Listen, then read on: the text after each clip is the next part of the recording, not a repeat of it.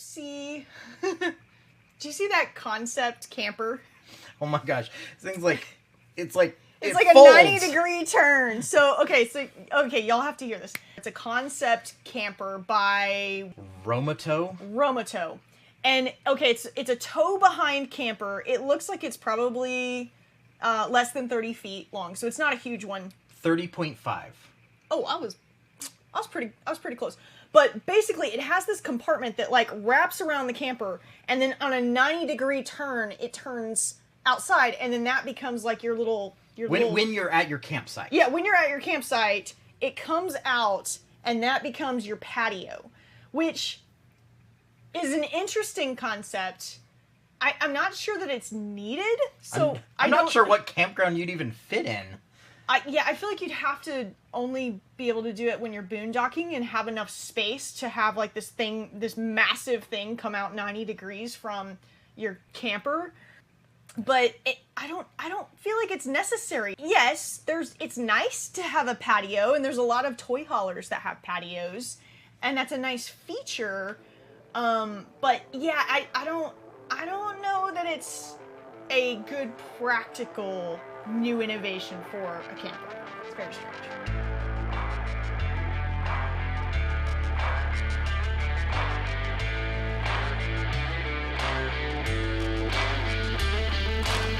Welcome to the Wandering RV Podcast, your bi-weekly source for our stories, our screw-ups, and our successes living the full-time RV life. I'm your host, Kara, the Wandering RV Babe, and this is my driver, Ryan. Hey, friends. Oh, gosh. Listen, are you making fun of me? I feel like you're making fun of me. I say hey, friends, all the time. Genuinely. Hey, friends, how are you? Welcome to our episode today. And he's just, like, dogging on me. Not cool. Hey, friends. Whatever. All right. Well, why don't you tell everybody what we've been up to recently? Well, no friend of mine. All right, you can be my friend. So, essentially, we talked about it in our last episode, that we were heading towards our relaxation campground. And so we've really been doing not a whole heck of a lot of anything. I think we've only left the campground to, like, go to one restaurant that we wanted to check out and the grocery store. And that's about it. The rest of the time we've been hanging out inside, playing poker, and I've won 2 weeks in a row now. Yeah. I came in second the first week, and at the campground that we're at, there's actually, like, we play for money. Everybody buys in at the beginning of the night, and then first place and second place gets to kind of split the pot. Obviously not 50-50. And so, yeah, like, we got a nice little, like, healthy little nest egg that's going to fund the rest of our poker playing for the rest of the time that we're here. Yeah, what we like about this campground is they've got events kind of going on. They've got petanque. They've got water yoga, and we don't participate in the water yoga. But they have cool stuff going on. And poker every Wednesday night, and grill out. You know, everybody goes out to the big grill on Friday night and gets together, and then Sunday they do a potluck and stuff like that. And so there's stuff going on pretty regularly. So you don't really feel like you need to leave the campground to have fun. True. And that's what's nice too, is, like, when you find campgrounds like this, because not every campground is this way. Sometimes you go to a place and everybody kind of keeps to themselves and it is what it is. But when you find a place where they, like, really cultivate that community, it sure makes it fun and really, really nice. And you get to know people and get a chance to, you know, develop friendships along the way. And relax. With fellow campers, yes, and relax. So today, not today for live viewers, when this releases, today is tax day. So we wanted to... That is true.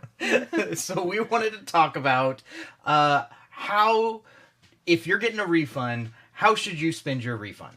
Yeah, there's some fun big ticket items that are nice to haves, that maybe not necessary, but nice to haves when you're doing the RV life, whether it's full-time, whether it's on the weekends, or you just bought your brand new camper or new to you camper and now you need to, like, get all the accessories. We've got you covered. So we talked about in, I think it was episode 9, we actually talked about, like, the things that you need to keep in mind before you actually buy your camper. So if you haven't watched that, go watch that first, or listen to that first. The link is going to be in the description of the video or the podcast, depending on what you're listening to. There you go. We run into detail on it, but we can go through like a really quick hot take list on all the things that we covered there to just get that out of the way, and then we'll get to our big ticket things to get for your RV. So, first one is... Well, so one of the things you can't change with your RV very easily is the actual floor plan. You can kind of pull stuff out, put new stuff in, like we're sitting where the dinette used to be, but we put an office in, so we kind of changed the floor plan, but you can't change the fact that this slide out exists where it is, and the kitchen's over there, and you can't, you can do some stuff with the kitchen, but you can't really rearrange all that. You can't change where the bathroom is. You can't change where the TV space is going to be. And so one of the major things is when you go to buy a camper is you got to find a floor plan that's going to work for you. Yeah. Yeah. The next thing, and again, all things that you can't change after the fact. So absolutely things to keep in mind before you get your camper. But bathroom and kitchen access on the road. Now, if you're getting a motorhome, that's not going to be an issue. You're going to have that access. But if you're getting a pull-behind travel trailer or you're getting a fifth wheel, not all of them will allow you to have kitchen access or bathroom access when you're traveling down the road. So you got to keep that in mind as well. That kind of goes along with the floor plan idea. And then the other point is making sure that your tow vehicle is going to be able to pull it. Whether you're buying a new tow vehicle or you already have a vehicle that you're planning to tow with, it is make sure that it's within spec of your tow vehicle. Yeah. And then just some other things are like placement of different things. So we did a video around stupid TV. There's certain campers that the TV is placed in a really stupid location for a viewing angle. And some of them are on an arm and you can pull it out, and that's great, and others aren't. And so that's something to kind of keep in mind. Your kitchen space might be too small to be usable, things like that. So just kind of some miscellaneous things to keep in mind. Again, things that you can't really change once you get your camper. And then just a couple of things to kind of ignore is, one of the big words is all-weather camper. Okay, so... in all honesty, there are certain campers that have better insulation than other campers, and that's going to make them better for more extreme temperatures, but there's still going to be a limit to what your RV can handle, and on average, they'll tell you the temperature differential from inside to outside really is not going to do much better than 20-ish degrees. Now, during the, harsh winters, you can get the inside fairly warm, but it's gonna dry up, and I mean, you're gonna your skin's gonna be cracking everything. Running that furnace full time is not gonna feel great. Yeah. So just keep that in mind, that realistically, all weather doesn't mean anything. Yeah, same thing as enclosed underbelly. That's different than an insulated underbelly. Yeah. Most campers are gonna have an enclosed underbelly. They're not gonna have all of the wires and parts and shit and everything like that just hanging out while you're traveling down the road. All of that is kind of sales lingo to make things sound fancy, but they don't really mean a ton. So all of those things are things to keep in mind before you buy your camper. Cool. Now you bought your camper, you got your tax refund, let's go. Let's fill it up with some cool accessories that are maybe some big ticket items that you might have to save up for or use that refund on. I know one of the big items that I've been tempted by constantly is a generator. Every time we go boondocking, we go mooch docking. We don't really... We go mooch docking, yeah. I'm we could go boondocking. All we need is a generator to do it. It's just a little 50 amp, maybe even just a 30 amp generator, just enough to run one AC unit when the weather is, ideal and you don't, we're not camping in the 90-degree weather, then we're going to need electricity. So I've thought about it multiple times, it'd just be so nice to get a generator. And there's so many options out there. Some of your campers probably came with one. Yeah. And if they did, great. Some of them came generator prep. So what that means is there is a dedicated space with some punch outs where they can put the generator in, run the wiring, and run the exhaust so you can actually have it inside of your generator. Ours is not that way. If we wanted to get a generator, we'd have to get one of the external ones, and we'd have to find somewhere to carry it. I'd probably just carry it in the bed of the truck, something like that. But big deal, generator prep, all it means is that there's a space prep for it. Doesn't mean you have to get one installed. You could still get an external one I would look at. But we're not getting a generator just FYI, we're fine with mooch docking for the moment, but it definitely tempts me all the time. Like, oh, like, just spend that money on it. And what a great time to spend some extra money, because gas versus diesel. Diesel generators are just so much more efficient. You get so much more out of your generator per gallon, but they are twice as expensive. It's crazy, and I know, and it's a hard one to swallow. I personally would probably end up looking at a gas one myself, but the diesel ones do have that extra oomph just to last you a little bit longer, get a little bit more power out of. So tempting. It's so tempting.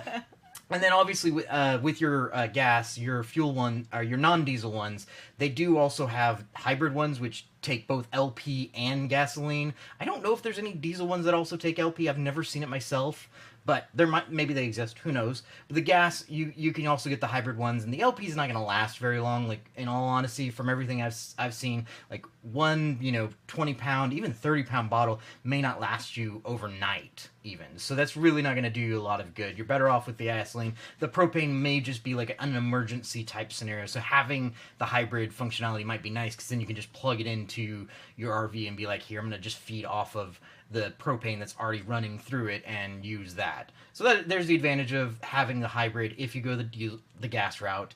And then how many watts you need, I tried to do all the math on it. I'll tell you the math I found. Each AC needs between 28 and 3,500 watts to start. They don't need that for running constantly, but that is to get them, just like get it up and get going. it up and going. Each one needs about up to 3,500 watts. So if you want to run both AC units, you're going to need at least 7,000 watts if they just happen to both start up at the exact same time. Otherwise, you blow it. There should be a circuit breaker there. You probably won't damage anything. Right. And then hours calculated on those generators is based off of half load. So if you get a 7,000 watt generator, most likely if they say it lasts for 8 hours on a full tank of gas, that's at half load, not at full load. So not at 7,000 watts, at like 3,500 watts. So yeah, that's kind of the number thing that I found. So if you want to go get a generator, just keep it in mind. There's a lot of math to do. Yeah. So that's the first one. Second one is another fun big ticket items, kind of along the same lines. It is, yeah. Solar panels. Like, it's a really great idea to get solar panels for your RV, and the reason why is, like, you can be charging it during the day. I'm not saying it's sunny every day, but you could be charging it during the day. But honestly, what you really get out of a solar setup is not just getting the solar panels. Honestly, I thought about just getting the battery pack, so that way I have a lot longer charge to keep things running. So if we don't need the AC, we could have just that much amount of power, or putting the entire system on an inverter, getting the battery packs, and then maybe I'll add the solar panels down the road. That way you can charge up at one campground, go boondock at another for a couple of days, and then go to another and charge back up again. So that's kind of a cool idea. Is like, the battery concepts are really neat, and believe me, batteries are going to get better. Think about what's happening with all those used Tesla batteries and eventually Ford F-150 Lightning batteries. Like, the Ford F-150 Lightning can run a whole home for 7 days. I think it's going to be able to, if you even half of that, it's going to be able to run the RV for quite a bit. So just keep in mind, battery technology is changing. It's getting better all the time. So some really cool stuff coming down the road for solar. Solar is a great option. If you want to get it right now, that's a great way to use your tax refund. Otherwise, wait, because cool stuff's on the road. Yeah, the other thing is, so generator and solar, those are really big ticket items. Your tax refund may not cover all of that, but I actually have a couple of big ticket items that I think you could probably handle, and one of them is something that's almost a must when you get a new RV or a new to you RV, and that is a new mattress for your bed. RV mattresses are notorious for just being shit. They're terrible. It's like sleeping on cardboard. Am I cussing too much? Are you gonna have to bleep it all out? Am I making you have to? I won't. If you take a break now and soft send it the rest of the show, maybe I can get away without bleeping it. All right, I'm trying to curb my sailor mouth. So what was I saying? Oh, RV mattresses. They're terrible. They're awful. And so, well, that was actually one of the first things we did when we got our RV. We had a king-size bed in our RV, which is great. A lot of new RVs are actually being built with a king-size bed. We didn't actually need that. So we looked at our bed and where it was situated. It was on a kind of solid piece of plywood, and there was enough room for us to be able to accommodate a full-size residential queen-size bed. And one of the things you kind of have to keep in mind is RV kings, I think you'll get into this here in a minute, RV kings and RV queen size beds are actually different dimensions than what you would have at like a house. So you can't just go grab a regular mattress off the street or at a mattress store necessarily unless you really measure that out. But we were able to swap out our RV king for a regular sized purple queen mattress, and we absolutely love it. The purple mattress, and we're not sponsored by Purple or anything like that, we just love the mattress. But it breathes a little bit more, and so we target warmer temperatures whenever we're traveling in our RV, so it was really helpful for us to have a mattress that breathed throughout the night so we wouldn't get too hot. Yeah. So real quick on the numbers. Be your numbers guy I'm being the numbers guy today. You're the numbers guy today. So an RV king is 72 inches by 80 inches. 72 inches wide, 80 inches long. A standard king is 76 inches wide by 80 inches long. So it'd be too wide to put a standard king in the spot designed for an RV king. A California king is 72 inches wide by 84 inches long. So it's a little bit taller. It's too long. But it's too long now. Well, depending on your setup, maybe that length you could accommodate a California king, but because the width would line up. However, a standard queen is 60 inches wide by 80 inches long, so it fits with 6 inches to spare on either side of where an RV king was sat. And so all we did was we just cut off the extra wood, and that just gave us extra walking room on the side of the bed. Yeah, it was really a great mod. And then for reference point, the reason we didn't go with an RV queen, because we wanted a standard mattress, is an RV queen is 60 inches by 75 inches long.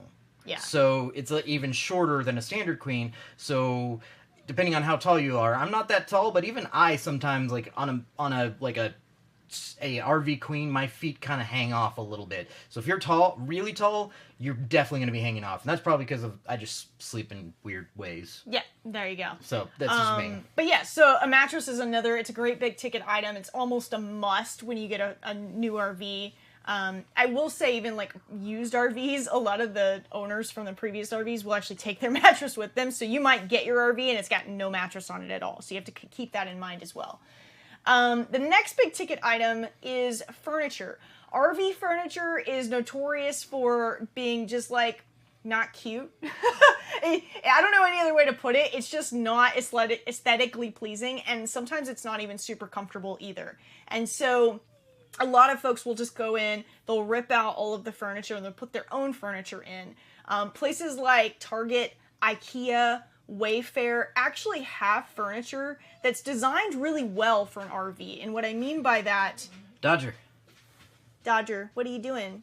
What are you doing? Hi. You're okay. You're okay. You're fine. Do you just need attention? Lordy dog. Try it again. Lordy. RV furniture. So you might want to replace the furniture that's in your RV. Either it's falling apart, it's not comfortable, or it's just not cute. Most RV furniture is not pretty. It's not cute. It's not aesthetically pleasing. Some of them are getting better about it, but on the whole, yeah. And so a lot of people will take their RV furniture, they'll rip it out, and they'll put something in that's actually cool and functional and cute. And the key with that is you want to find RV-friendly furniture. What I mean by that is, one, it needs to be lightweight furniture, because weight is a factor, especially when you're towing your rig down the road. Everything that you put into your rig, everything you put into your camper is going to impact that. So the lighter weight items that you can put in and replace heavier items with, the better. The other thing that you have to keep in mind is it has to fit in the actual space itself. Now, you might think that's a no-brainer, but when you live in an RV, there's a couple factors to keep in mind there. One, it needs to be able to fit through the door of the RV. RV doors are much thinner and much shorter than regular doors in homes. And sometimes like the hallways that are attached to those doors are they're super skinny. Yeah, so you got to be able to like get around a corner. Yeah, that's a good call out. So you need to have something that it comes in parts and that you just put together so it can fit through the door of the RV. The other thing is it needs to fit in the space and still allow you to be able to close your slides if you have slides as well. So all of those factors are things that you need to really keep in mind. Definitely measure the space out and make sure it's going to fit in. But places like IKEA, Target, Wayfair all have really good RV safe furniture that you can get. Somebody in the comments says, yeah, we got nice patio furniture last year. Well, yeah, patio furniture is actually not a bad idea for an RV. It's lightweight. It meets all of the like checks all the boxes. And yeah, that's a great idea. Good suggestion, unicorns and rainbows. So yeah, so those are kind of the two that I have off the top of my head. What else? What are some other things that we can spend big ticket items for an RV? Tax refund money. Tax refund money that's burning a hole in your pocket. Well, honestly, for your tow vehicle or your RV, honestly, like, if your tires need to be replaced, this might be the time. Oh. Like, use that tax refund. Go get some new tires, either on your tow vehicle or on the RV. Be checking your tires constantly. Be checking them for holding pressure, checking them for bulging, peeling, ripping, any signs of extra wear and tear. You need to at least know what it looks like so you can see if it's getting worse, expanding, or anything. Bulging, you kind of need to go ahead pretty quickly. But yeah, check your tread depth. I think the average, the minimum is that you really should be running with is about 5 millimeters. So if you're getting close to that, it's time to start looking at tires. And hey, you got that tax refund? Spend it on tires. There you go. There you go. The last one that I can think of that's a fun big ticket item to spend your tax refund on is e-bikes. That's kind of the new rage for campers and RVers. We love it. We travel all over the country. We bought last year the Rad Expand 5s, and so they're the ones that like fold down. We store them inside the camper. We actually have a spot inside of our camper, and then we like tie them down inside of a slide out actually while we're traveling down the road. But then we have a cargo rack or a bike rack that we put on the back of the truck, and so we'll take that into town, kind of park outside of town, and then take our e-bikes everywhere we want to go in town, which is really fun. Plus, a lot of campgrounds will have trails nearby, or you can go to state parks or national parks, and they'll have trails as well. So we love our e-bikes, and those were definitely a big ticket item. I feel like we kind of. I mean, it kind of fell in. It kind of fell in the time realm of that was kind of our tax refund money. But yeah. So Rad Expand 5s, those were our favorite. Really, we wanted the folding because the way our RV is designed, we can't really carry them on the back of the RV while we're driving down the road. It's not rated for that amount of weight. And so we fold them up and put them inside. But if you have an actual hitch back there that is designed for that, then you could totally just carry them on the outside and you don't even need the folding. I've seen people like tie them up to their like ladders. I feel like that's really dangerous. Don't do that. Yeah. Like a regular bike that's lightweight, that's probably fine-ish. But an e-bike that weighs a good amount, I wouldn't put any weight on an RV ladder. No. Yeah. Awesome. All right, so we are now to our pick of the week. Pew pew pew pew pew pew pew pew pew pew pew pew. Pick of the week. What happened to you? Did you break? I was giving. He broke. Okay, so pick of the week. This will just protect you from having damages that you need to be spending your tax refunds on. Is an RV surge protector. We were actually at our last campground, and I'm pretty sure our surge protector protected us twice from a surge and just cut everything off for like 10-15 seconds and then turned it back on. So important. Doesn't matter how big or small your RV is. If you don't have a surge protector, get a surge protector. Get a 30 amp if your RV is a 30 amp. Get a 50 amp if your RV is a 50 amp. I don't know if there's 20 or 15 amp RVs out there, but if they exist, get one for that too. It's so helpful. You never know what you're going to walk into, and you never know what you're plugging your RV into. So having just that surge protector that sits there and does the readout and says, yeah, you're good to go, and then you plug everything in, so confidence inspiring. It just makes you feel a lot safer if something were to happen. Other big thing, grab some spare fuses. spare fuses. There's a bunch of stuff on your RV that are 12 volt, and they all get stepped down to different voltages, and so you'll have like a 5 volt, a 1.5 volt fuse. You're gonna have like a whole host of them when you bought your RV. Hopefully they showed you where it's at. If not, read your manual, find them, whatever, figure out exactly which ones you need for your RV, and then just go buy a few of each, because you just never know when they're going to burn out, and it's just really convenient. They take up very little space, and you can just store them away and be like, oh, hey, the 5 volt burned out, we can throw a new 5 volt in there, and you're done, and you're set to go. So buy a surge protector, buy some backup fuses. And if you need easy mode for your fuses, they're color coded. So if he's tossing around a bunch of numbers and you're like me and you're not a numbers person and it's going boom right over your head, they're color coded. So I just went into our fuse box and looked, and I was like, all right, we got like 8 blue ones and 3 orange ones and 2 green ones. I'm making this shit up, but like I looked and we had just numbers. And so I went and that's what I got. Was that not right? Did I get the wrong fuses? Are you going to have to go check our fuse supply and make sure I have the right ones? Was that bad advice? This is a great whiskey sour. Okay, that was bad advice. Pay attention to the numbers. Get the numbers.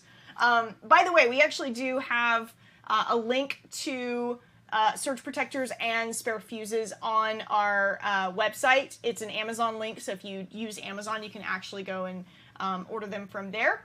And fun fact, if you order them through there, you'll be supporting us a little bit, which is kind of cool. Always helpful. Yeah. We'll take the support. I have a what if tote. It's got a little bit of everything from fuses to L brackets to whatever. Yes. Love that. I've seen those out there. Love that. There's a couple of RV repair techs who actually sell their own like pack of like repair stuff that you might need, and it's really, really useful. If you don't know like much about getting some of the stuff yourself, definitely buy one of those just so you have it, and that way if you get to something you're like, that's broken, that looks like this, go in your emergency kit. Exactly. It's like a first aid kit for your RV. Exactly. That's great. Love it. All right. Okay. Fan question. We answered a version like this, but we get this question a lot. It came back up within the last 2 weeks, I think. It came back up, and I was like, you know what? We needed to cover this. Are we saving money with Are we saving money with RV life? That depends on the month. This month we're saving a lot of money. And the reason why we're saving money is because this is kind of a place that we went. It's not a touristy area. We're literally just here to like kind of take a load off, chill, do some repairs and some general maintenance on the RV. Like we said, we haven't really even left the campground that much.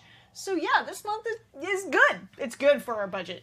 Last month, we were in Miami. We explored all of Miami and just soaked up the Miami vibes. Not so great for the budget. I think if you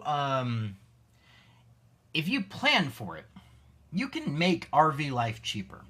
You can also make RV life a whole heck of a lot more expensive. Yeah. And so it really depends on what you want to do. If you want to travel and explore big cities and tourist spots, you're going to end up spending a lot of money. And depending on what your lifestyle was pre-RV life, you're probably going to spend more money than you will post-RV life. However, if you're like us and you kind of like you go to touristy areas and then you kind of just go relax and just have fun and just hang out, then you might end up breaking even, or you might end up a little bit on the lower end. Just depends.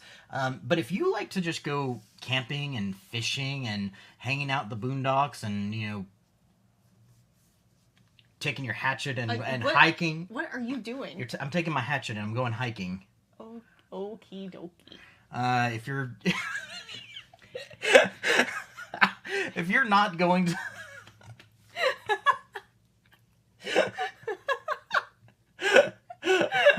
You just cracked me up. You're like this, and I'm like, what the hell are you doing? I don't know. Maybe your Texas Chainsaw Massacre. I mean, maybe you'll save some money. Maybe. Okay. Well, that just happened, y'all. I mean, this is the driver Ryan in all of his glory. All that to say, RV life just varies in pricing across the board, and it really just depends on what you want to do, where you want to go, and what you want to see. Exactly. So, hey friends, thanks for listening. We'd love to stay connected. So follow us on all of our social medias. We're on TikTok, Instagram, Facebook, YouTube, and Snapchat now. You can also connect with us on our website at Beacons. It's BEACONS.ai at Wandering RV Babe. / Wandering RV Babe. / Wandering RV Babe. There's a link to it in all of our socials. So if you're following us on social media, go to our profile page and you can find it in our bio. Or you can also go to wanderingRVBabe.com and it'll forward you there. So you're... Well, see, there we go. Like, why didn't you just tell me that to begin with? We will see you next time. Hey, friends. See you later. Hey, friends. See ya.